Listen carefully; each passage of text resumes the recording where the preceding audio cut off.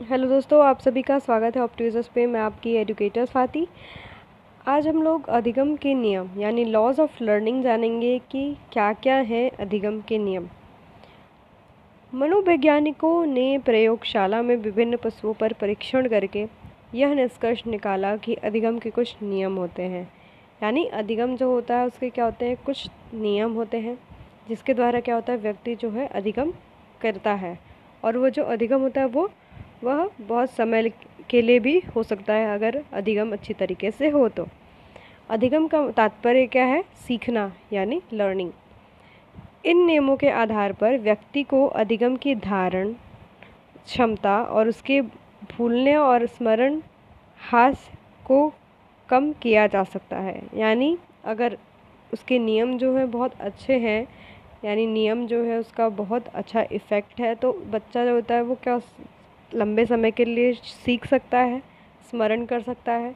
अगर नियम सही नहीं है तो बच्चा क्या है, उसको भूल भी सकता है। नियमों के द्वारा प्रत्यास्मरण की क्षमताओं को बढ़ाया जा सकता है। यानी जो आपने सीखा है उसको लंबे समय तक आपके अंदर मतलब याद रखने के लिए उसको जो है क्षमता है उसको बढ़ाया भी जा सकता है। मनोवैज्ञानिकों द्वारा अधिगम के नियम को दो भागों में विभाजित किया गया है। पहला आपका है अधिगम के मुख्य नियम और दूसरा है अधिगम के गौण नियम। तो जो आपका मुख्य नियम है वो बहुत महत्वपूर्ण है। उसमें आपका आता है तत्परता का नियम, अभ्यास का नियम, प्रभाव का नियम। तो तत्परता का नियम जो होता है उसको हम लोग लॉ ऑफ क्या बोलते हैं, रेडीनेस भी बोलते हैं। ठीक है, लॉ ऑफ रेडीनेस उसको कहा जाता है। और अभ्यास का नियम यानी लॉ ऑफ एक्सरसाइज। और तीसरा आपका है प्रभाव का नियम यानी लॉ ऑफ इफेक्ट। जो आपका गौण नियम है उसमें जो आपका आता है वो क्या आता है, लॉ ऑफ मल्टीपल रिस्पॉन्स यानी बहु अनुक्रिया का नियम। दूसरा है मानसिक स्थिति और मनोवृत्ति का नियम। और तीसरा आपका है तत्वों का पूर्ण समर्थनता का नियम। ठीक है, यह आपका क्या है, गौण यानी सेकेंडरी आपके नियम हैं जो तीन लास्ट के हैं। और इसमें और भी आता है आपका सदृशता का द्वारा अनुक्रिया का नियम यानी law of response by analogy and सहचर्य परिवर्तन का नियम यानी लॉ ऑफ एसोसिएटिव चेंज। तो मुख्यतः जो आपके 5 लॉज होते हैं वो किस में आते हैं, 3 लॉज जो होते हैं वो आपके अधिगम के मुख्य नियम के अंतर्गत आते हैं। और जो आपके 5 बचे वो किसके अंतर्गत आते हैं, अधिगम के गौण नियम के अंतर्गत आते हैं, जिसमें कि बहु अनुक्रिया का नियम, मानसिक स्थिति और मनोवृत्ति का नियम, तत्वों की पूर्ण समर्थकता का नियम और सदृशता तथा अनुक्रिया का नियम और सहचर्य परिवर्तन का नियम भी ये आता है आपका गौण नियम के अंतर्गत। तो हम लोग इसको डिटेल में जान लेते हैं। तो प्राइमरी लॉज में जो आपके हैं यानी मुख्य जो नियम है उसमें क्या क्या है, लॉ जो आपका है लॉ ऑफ रेडीनेस यानी तत्परता का नियम, इसको हम लोग जान लेते हैं। इस नियम के अनुसार व्यक्ति शारीरिक और मानसिक रूप से तैयार होने के बाद सीख सकता है। अगर कोई व्यक्ति है, अगर वो शारीरिक और मानसिक रूप से तैयार नहीं है तो वो क्या है, सीख नहीं सकता है। अगर वो शारीरिक, मानसिक, सामाजिक, आर्थिक सारे मतलब इन रूपों से अगर वो क्या है, तैयार है, तो वो क्या होगा, सीख सकता है। सीखने के लिए तत्पर रहने से अधिगम शीघ्र व स्थायी होता है। अगर कोई भी बच्चा है अगर वो सीखने के लिए क्या है, तत्पर है, तो उसका जो अधिगम होगा वो क्या होगा, शीघ्र होगा, बहुत जल्दी होगा और क्या होगा, स्थायी होगा, लंबे समय तक चलेगा।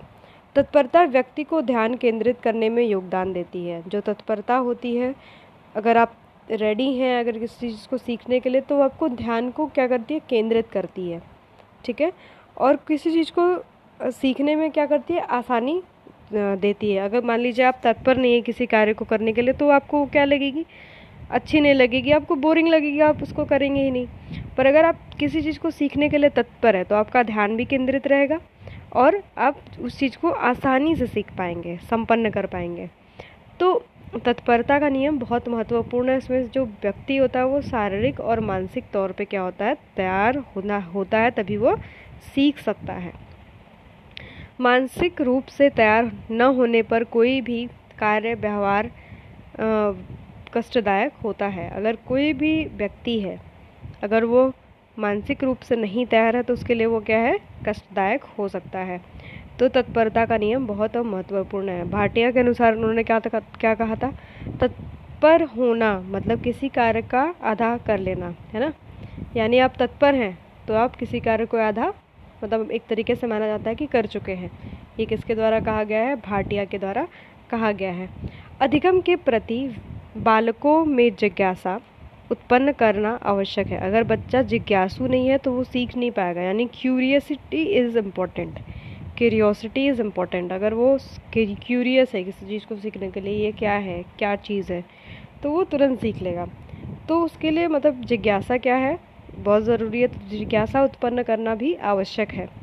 कक्ष में नवीन ज्ञान प्रदान करने के पहले बालकों को मानसिक रूप से तैयार करना चाहिए। अगर आप कक्ष में पढ़ा रहे हैं तो बच्चों को क्या मानसिक रूप से तैयार करना चाहिए कि आप क्या पढ़ाने जा रहे हैं, और अपने टॉपिक को, आपका जो विषय है जिसको आप पढ़ाने जा रहे हैं, उसको इंटरेस्टिंग बना के आप पढ़ाइए।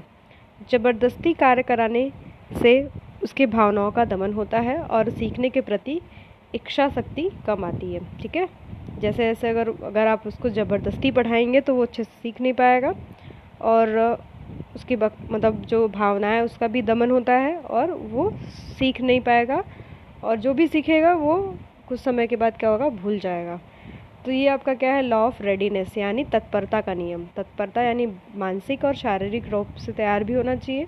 अगर आप तैयार हैं तो आप जो भी सीखेंगे वो क्या होगा, लंबे समय के लिए भी होगा और आपको बहुत मज़ा भी आएगा। तो ये है लॉ ऑफ रेडीनेस यानी तत्परता का नियम। अब नेक्स्ट हमारा है law of exercise. Law of exercise क्या है जान लेते हैं।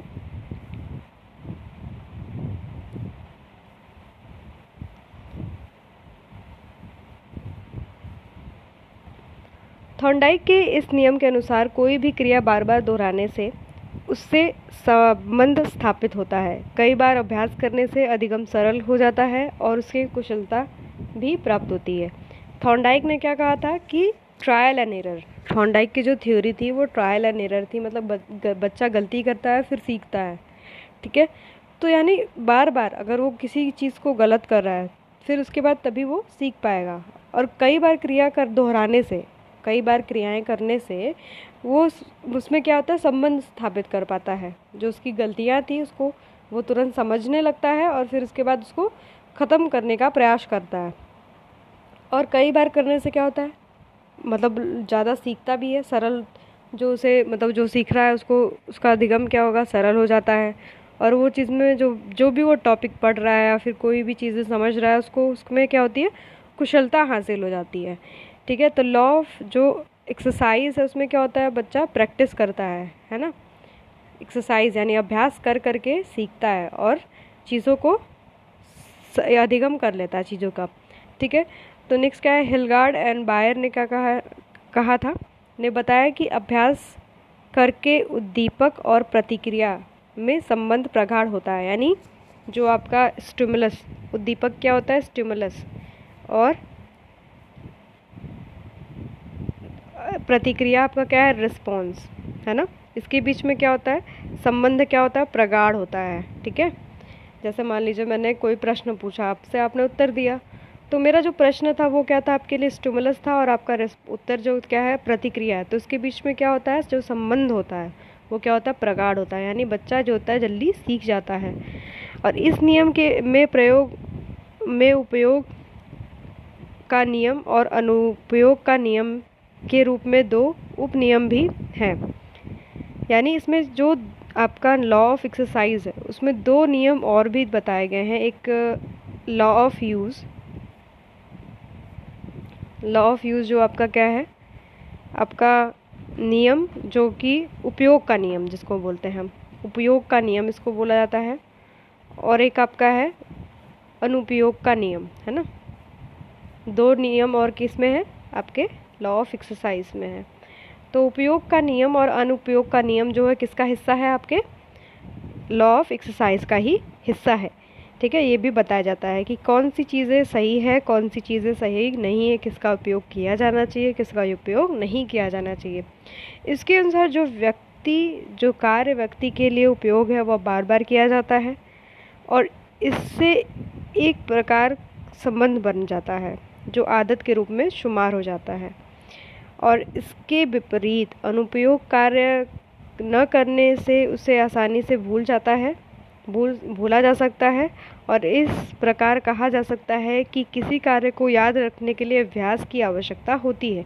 जैसे मान लीजिए कि law of use and misuse यही हुआ कि जैसे मान लीजिए आपको कोई थ्योरी पढ़ाई जा रही है क्लास में, कोई भी आपको थ्योरी पढ़ाई जा रही है, कोई भी नियम बताया जा रहा है कक्ष में, तो आप उसका जो प्रयोग है वो अपने जो डेली लाइफ में करेंगे, है ना, रोज़मर्रा की ज़िंदगी में करते हैं, तो आपको वो नियम याद रहते हैं। जैसे आपने न्यूटन का थर्ड लॉ पढ़ा था कि every action has equal and opposite reaction, है ना। तो आपने उसको देखा भी कि अगर आप दीवार को मारते हैं तो आपको दीवार तो ऐसा नहीं है कि गिरा देता है मार के, पर है ये कि हाँ एक अपोजिट रिएक्शन भी है उसका। अगर आप जितना दम लगाते हैं दीवार भी उतना ही दम लगा के खड़ा रहता है।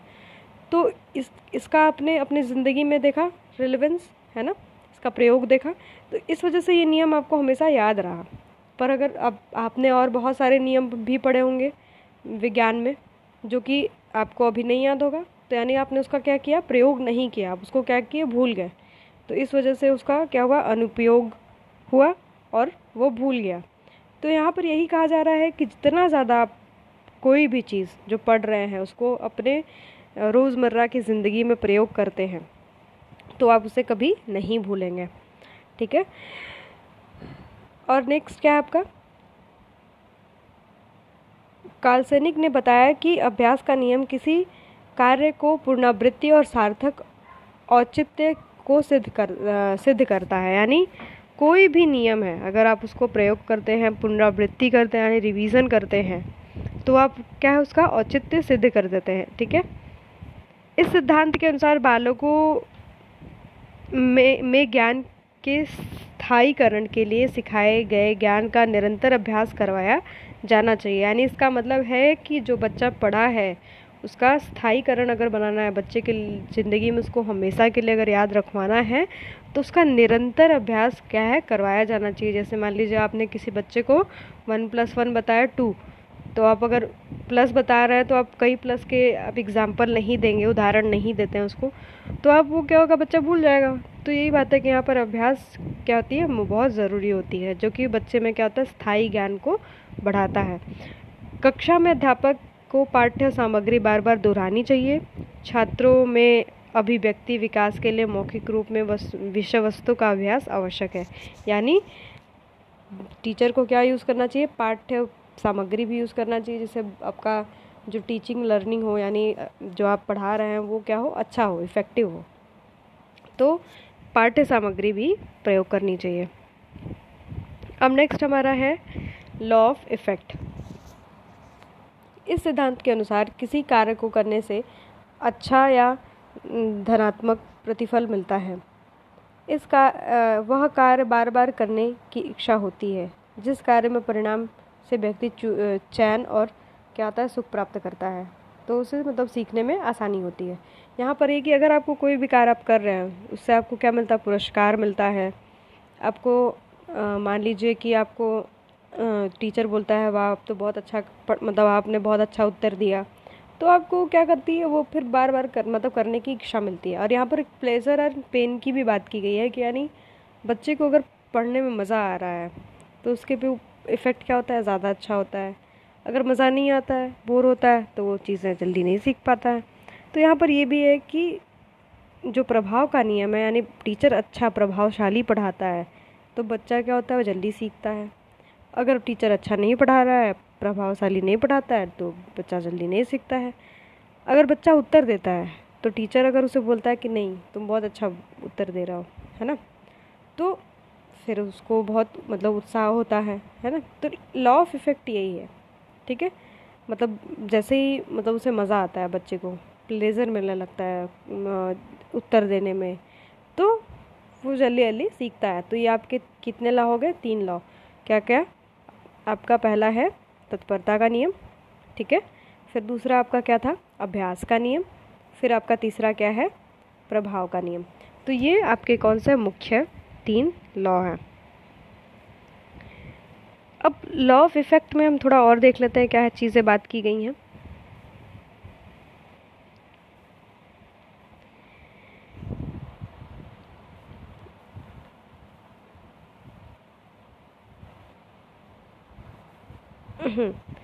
असफलता मिलने पर व्यक्ति कार्य को दोबारा करने का प्रयास नहीं करेगा। क्रो एंड क्रो के अनुसार सीखने की क्रिया में संतोष का स्थान महत्वपूर्ण होता है।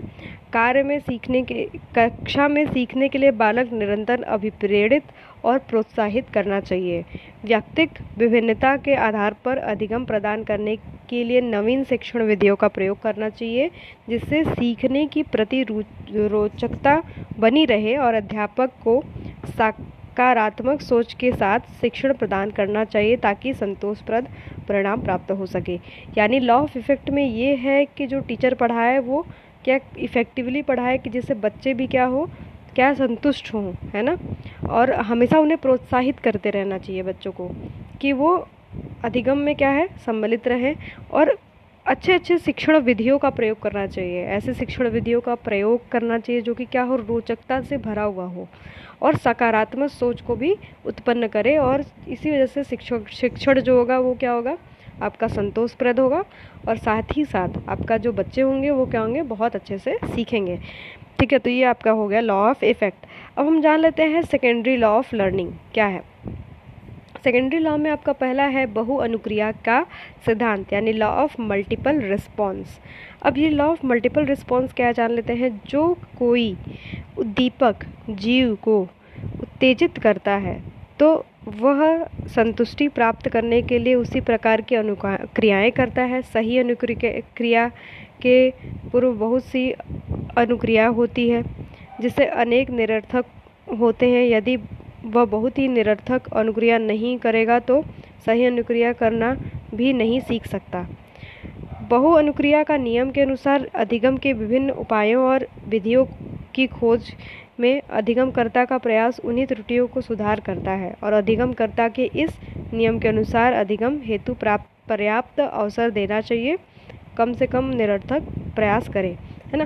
तो यहाँ पर ये बात की गई है कि जो मतलब जैसे मान लीजिए कि कोई बच्चा है, आप उससे प्रश्न पूछते हैं, अगर वो गलत उत्तर दे रहा है तो उसे गलत उत्तर देने का प्रयास करना ही चाहिए।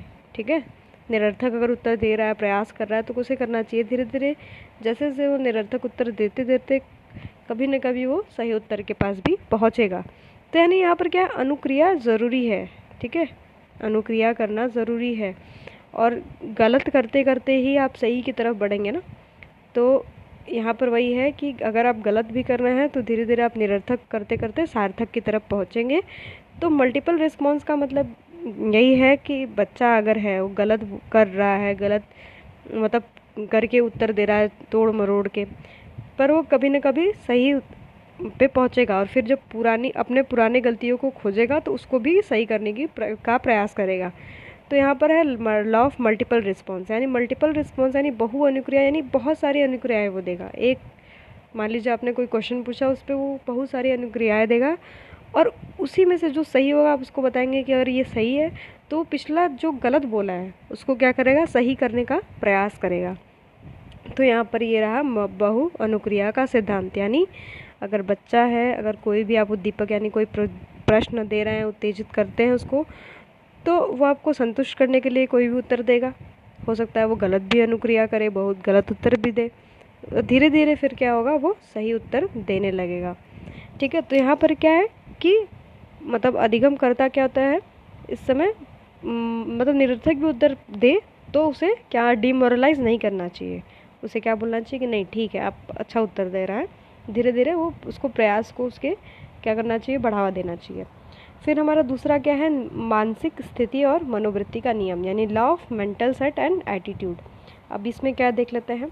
अधिगम को मानसिक स्थिति और मनोवृत्ति अत्यधिक प्रभावित करता है, यानी कोई भी मेंटल स्टेट जो है, मेंटल स्टेट मतलब मानसिक स्थिति, मनोवृत्ति जो मेंटल आपका एटीट्यूड है वो बहुत प्रभावित करता है। अनुकूल मनोवृत्ति के कारण तत्परता आती है, अगर आपकी अनुकूल यानी आपका फेवरेबल जो है मेंटल सेट है, यानी आपका दिमाग सही है, तो जो आपका मतलब उसमें उससे आपको क्या आएगा, तत्परता आएगी, यानी रेडीनेस आएगा। यदि अधिगमकर्ता के में अनुकूल अधिगम की मनोवृत्ति नहीं होती तो अधिगम नहीं कर पाता है ना। जैसे मान लीजिए कोई बच्चा है, अगर उसको मतलब पहले से ही बना दे क्लास में कि अरे टीचर क्या पढ़ाएगा, तो वो सीख पाएगा, नहीं सीख पाएगा। पर अगर उसका मेंटल स्टेट यानी उसका मानसिक स्थिति सही है और अगर वो सीखने के लिए तत्पर है, तभी वो बच्चा क्या कर पाएगा, सीख पाएगा, अतः वो सीख नहीं पाएगा। थॉर्नडाइक के अनुसार व्यक्ति किसी उद्दीपक के प्रति किसी प्रकार की प्रक्रिया करेगा, यह उसके समाज में समायोजन करने के पूर्व अनुभव, उसके विचार, संस्कृति आदि पर निर्भर करता है ना। वो उस क्लास में समायोजन, कोई बच्चा है, कोई अधिगम करता है, अगर वो क्लास में समायोजन नहीं करता है तो यानी उसका जो संस्कृति है, उसका विचार है, उसका जो अनुभव है, वो क्या है, सही नहीं है। इस प्रकार नियम बताता है कि शिक्षण क्रिया से पूर्व बालक को अधिगम हेतु मानसिक रूप से तैयार होना चाहिए। बच्चा मेंटली क्या होना चाहिए, प्रिपेयर होना चाहिए किसी अधिगम को करने के लिए ना, दिमागी तौर पे उसे क्या होना चाहिए, तैयार होना चाहिए मेंटली कि वो अधिगम करेगा, तभी वो कर पाएगा, अन्यथा नहीं कर पाएगा। नेक्स्ट हमारा है तत्वों की पूर्ण समर्थकता का सिद्धांत। और इसमें क्या है, law of prepotency of element. इस नियम का दूसरा नाम अनुक्रिया का नियम है, यानी इसमें अनुक्रिया का नियम इसे कहा जाता है। इस अनुसार अधिगमकर्ता समस्यात्मक परिस्थिति के सभी तत्वों के प्रति अनुक्रिया न करके कुछ चुने तत्वों के से ही अनुक्रिया करता है।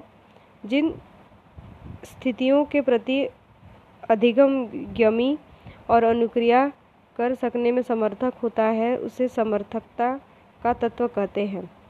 यानी मतलब कुछ कुछ जो एलिमेंट्स होते हैं, मतलब उसके हिसाब से ही बच्चा जो होता है वो क्या करता है, रिस्पॉन्स करता है ना, अनुक्रिया करता है। उसी को बोलते हैं law of prepotency of element बोलते हैं।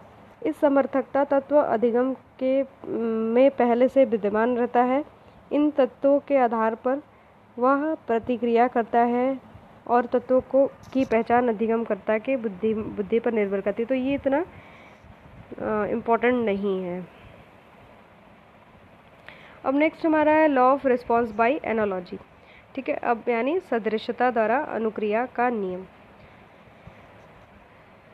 इसका अर्थ यह है कि अनुक्रिया दो परिस्थितियों समानता और सदृशता के आधार पर होता है। ठीक है, जो हमारा अनुक्रिया होता है यानी जो रिस्पॉन्स होता है वो दो तरीके से होता है, एक समानता के आधार पर होता है, एक सदृशता के आधार पर होता है। ठीक है, इसमें पूर्व ज्ञान और पूर्व अनुभव और नवीन अधिगम परिस्थितियों में कर लिया जाता है। यानी जैसे मान लीजिए कोई प्रश्न आपसे पूछा गया, अपने पूर्व ज्ञान यानी अपने जो पुराना ज्ञान है उसके आधार पर और जो नवीन बताया गया है कक्ष में उसके आधार पर आप उत्तर देते हैं, तो एक तरीके से ये भी तो अनुक्रिया का ही मतलब पार्ट है। यहाँ पर अनंतरण का सिद्धांत कार्य करता है। जब किसी ज्ञान और अथवा अनुभव को धारण अथवा आत्मसात कर लिया जाता है तो किसी दूसरी या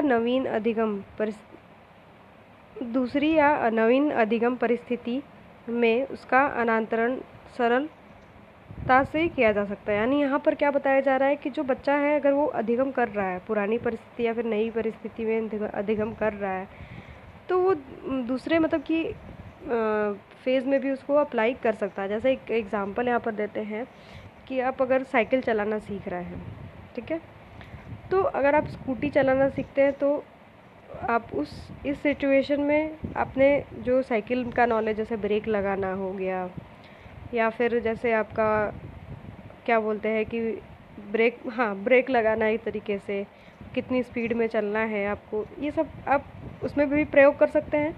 तो यानी आपने क्या किया, ट्रांसफ़र किया है ना अपना नॉलेज जो आपने मतलब पहले सिचुएशन में था पुराने वाले में, उसको क्या किया, नए परिस्थिति में क्या कर दिया, अनांतरण कर दिया। तो ये क्या हो गया, अनांतरण का सिद्धांत पर कार्य करने लगा, यानी ट्रांसफरेबल मतलब लर्निंग पे काम करने लगा। इसलिए इसे आत्मीकरण का नियम भी कहते हैं, इसे आत्मीकरण का भी नियम कहते हैं। इसमें बालक को यह ध्यान रखना चाहिए कि वर्तमान में उसे जो कुछ भी सिखाया जा रहा है भविष्य में वह उसके अधिगम हेतु सहायक होगा, और उसे यह अनुभव कराया कि यह ज्ञान के संबंध में बहुत कुछ जानता है। यानी जो बच्चा है अगर अभी कुछ सीख रहा है तो उसके भविष्य के लिए भी मतलब चीज़ें वो काम में आ सकती हैं। इसके द्वारा वह पूर्व ज्ञान का नवीन ज्ञान से संबंध स्थापित कर अधिगम को सरल बनाता है। यहाँ पर क्या होता है, पूर्व ज्ञान यानी जो पुराना ज्ञान है उसको नए ज्ञान से क्या करता है, कनेक्ट करता है और अधिगम को क्या करता है, सरल बना लेता है। ठीक है, तो इसका अर्थ यह है कि अनुक्रिया दो परिस्थितियों में होती है, समानता और सदृशता के आधार पर होती है। इसमें पूर्व ज्ञान यानी पूर्व जो का पुराना ज्ञान है उसको नवीन ज्ञान से क्या किया जाता है, कनेक्ट किया जाता है, और यहाँ पर अनंतरण का सिद्धांत कार्य करता है। यानी आपने जो पुरानी चीज़ें सीखी है उसको नए परिस्थिति में क्या करते हैं आप, प्रयोग करते हैं, तो उसको अनंतरण का सिद्धांत भी कहा जाता है। अब नेक्स्ट हमारा है लॉ ऑफ एसोसिएटिव चेंज यानी सहचर्य परिवर्तन का नियम। सहचर्य परिवर्तन के नियम में अधिगमकर्ता की अनुक्रिया का स्थान परिवर्तित होता है। यानी जो अनुक्रिया होती है यानी जो रिस्पॉन्स होता है उसका जो स्थान क्या होता है, परिवर्तित हो जाता है। स्थान पूर्व तथा पश्चात की परिस्थिति के रूप में होता है जिसमें समानता होती है। यदि अधिगमकर्ता को नियम ज्ञान प्रदान करते समय वही स्थिति उत्पन्न कर दी जाए तो उसे पूर्व अधिगम के समय विद्यमान थी तो अधिगम पूर्व के अनुसार की प्रतिक्रिया करेगा, और पूर्व और नवीन परिस्थितियों में इस प्रकार की समानता स्थापित करना ही सहचर्य परिवर्तन कहलाता है। यानी जो आपका पुराना नॉलेज है ना, पुराना आपके पुरानी चीज़ें जो सीखी है और उसको नई चीज़ें आपने जो सीखी है उसको कनेक्ट करना, ठीक है, और उसमें क्या लाना है, एक पूरे तरीके से परिवर्तन ला दें तो उसे क्या बोला जाता है, सहचर्य परिवर्तन का नियम कहलाता है। ठीक है, आपने पुरानी चीज़ें सीखी है और कोई नई चीज़ सीखी है, ठीक है, और उससे पूरा नियम ही परिवर्तन कर दे तो आपका क्या कहलाएगा, सहचर्य परिवर्तन का नियम कहलाता है। जिस प्रकार